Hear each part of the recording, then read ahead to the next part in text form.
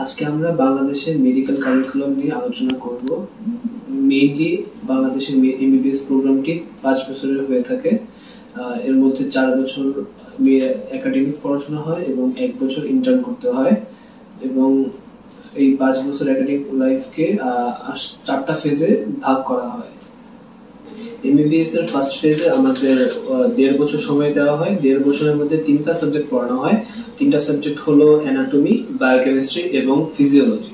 এই 3টা সাবজেক্ট আমাদের 1.5 বছর শেষ হওয়ার পরে একটি প্রফেশনাল এক্সাম দেওয়া লাগে। প্রফেশনাল এক্সামটি একটি ইউনিভার্সিটির আন্ডারে হয়ে থাকে।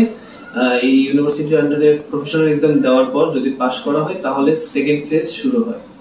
মেডিকেলের সেকেন্ড ফেজ যখন শুরু হয়, সেকেন্ড ফেজে আমাদের 2টা সাবজেক্ট পড়তে হয়। 2টা সাবজেক্টে সময় দেওয়া থাকে 1 বছর। 1 বছর পরে আমাদের একটি প্রফেশনাল এক্সাম দেওয়া লাগে।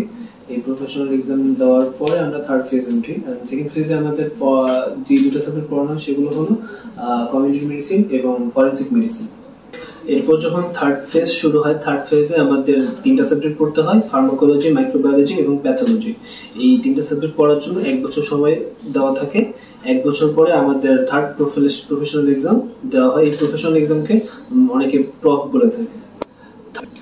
থার্ড প্রফ পাস করার পর ফাইনাল ফেজ শুরু হয়। ফাইনাল ফেজে আমাদের 3টি সাবজেক্ট পড়তে হয়। 3টি সাবজেক্ট হলো গাইনি, সার্জারি এবং মেডিসিন।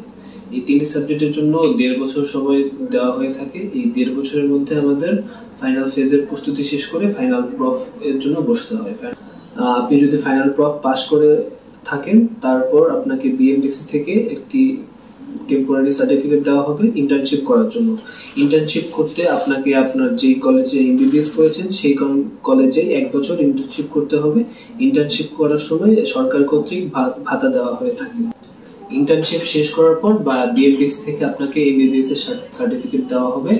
এরপর আপনি বাংলাদেশের যে কোনো প্রান্তে চেম্বার অথবা হসপিটালে রোগী দেখতে পারবেন, এবং এর মাধ্যমে আপনার এমবিবিএস প্রোগ্রাম শেষ হবে বাংলাদেশের প্রেক্ষাপটে।